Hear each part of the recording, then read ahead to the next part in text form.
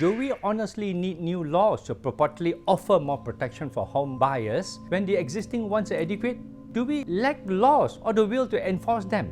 Would amending the Housing Development Control and Licensing Act 1966 and the related regulation honestly solve the problem of abandoned housing projects? There's nothing wrong with the current law. The million-dollar question is, how many delinquent housing developers have been punished and prosecuted in the court of law with so many abandoned housing projects littered in Malaysia? Why has Section 18A of the Housing Law on criminalizing abandonment not been invoked? In this episode, I would like to urge the Minister of Housing and those under his charge to consider the powers and safeguards for those past, current and future house buyers titled invoke Section 18A of the HDA to prosecute delinquent housing developers.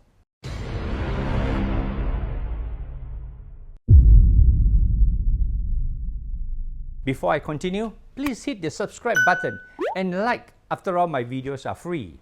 Housing Development Control and Licensing Act 1966 amended 2015. Now, the current Housing Development Control and Licensing Act 1966 HDA was revamped on June 1st, 2015 to plug some of its loopholes, rectify inadequacy, and even some questionable and grey clauses that existed in the original act. The procedures for control and licensing of housing developers have been made more stringent so that non-bona fide developers would be marginalized. Let me elaborate the 4 warnings under Section 18A that are currently in place under HDA, especially on issues related to project abandonment. Criminalizing housing abandonment. The pertinent amendment to the HDA were on the issues of criminalizing housing project abandonment. This new amendment, not that new since it's more than 6 years past, make it a crime for housing developers to abandon the projects with jail sentences attached. The new Section 18A states that any licensed housing developers who abandon or causes to be abandoned a housing project or any phase of a housing development which the licensed housing developer is engaged in, carries on, undertakes or caused to be undertaken shall be guilty of an offence and shall, on conviction, be liable to a fine which shall not be less than 250,000 ringgit but shall not exceed 500,000 ringgit or to imprisonment for a term not exceeding 3 years or to both.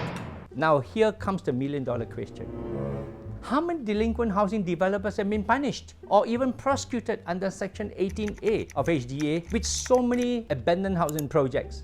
Since its enactment in 2015, there have not been any news, not a single case, of developers being prosecuted under this new section, although cases of abandonment abound.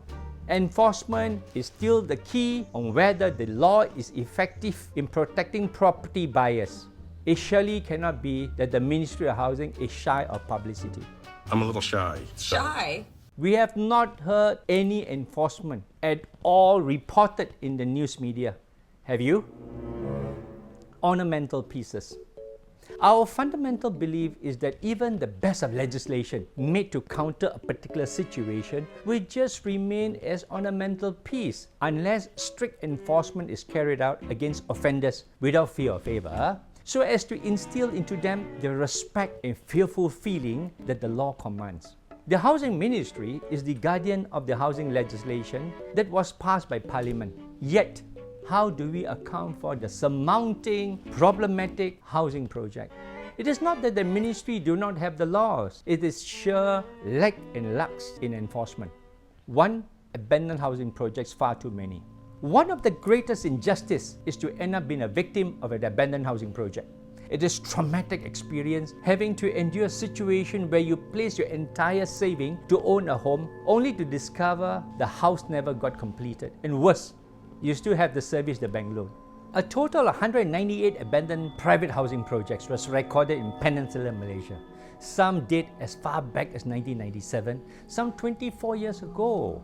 While the new ones are declared by the Housing Minister as abandoned are recent, you may want to visit the Ministry of Housing and Local Government website at www.kpkt.gov.my for the Sinarai Pemaju Projek Perumahan Swasta Terbengkalai sehingga 31 Ogos 2021. These statistics do not even include projects by the government or their agencies that have been abandoned. Hanya sekadar janji, mangsa terus terhimpit dengan bebanan hutang. Even satu pintu ataupun tingkap pun kita tak dapat. Sampai bila perlu menunggu? Projek ni telah pun bermula 1997 tak silap saya. Ada yang dah meninggal pun. Di mana hak pembeli selaku mangsa projek perumahan terbengkalai? It should be pointed out that these statistics do not even include those not declared by the minister. The undeclared projects are still left idle under the category of Project Sakit, sick project, and Project Lewat, delayed project, that are nearly 3 times the figures of abandoned ones. Makluman yang berhormat, sehingga 30 September 2021, sebanyak 79 projek perumahan swasta meliputi 17,724 unit rumah telah disahkan sebagai terbengkalai. Stories of developer falling problematic and becoming incapable of continuing with their housing projects are not something new. The havoc wreaked upon victims of failed housing projects is a widespread national issue. Look at the number of abandonment of housing projects and the number of buyers affected and left in the lurch to fend for themselves.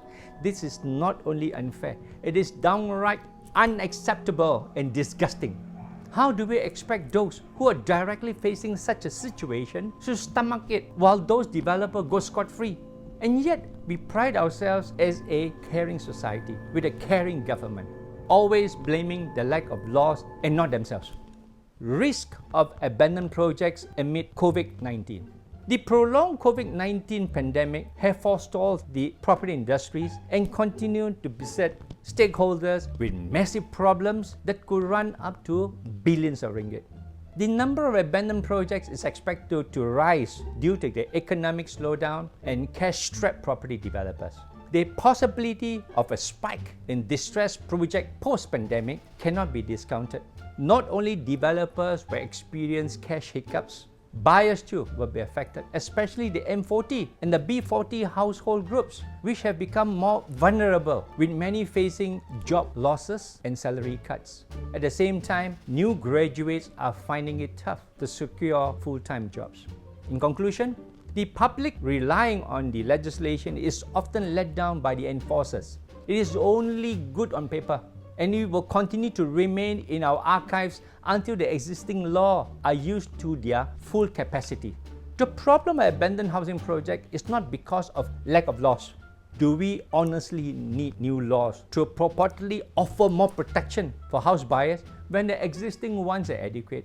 Or is the government blaming the insufficient tools vis-a-vis housing laws? Let's face it, there's no solution to abandonment. We just have to prevent it from happening.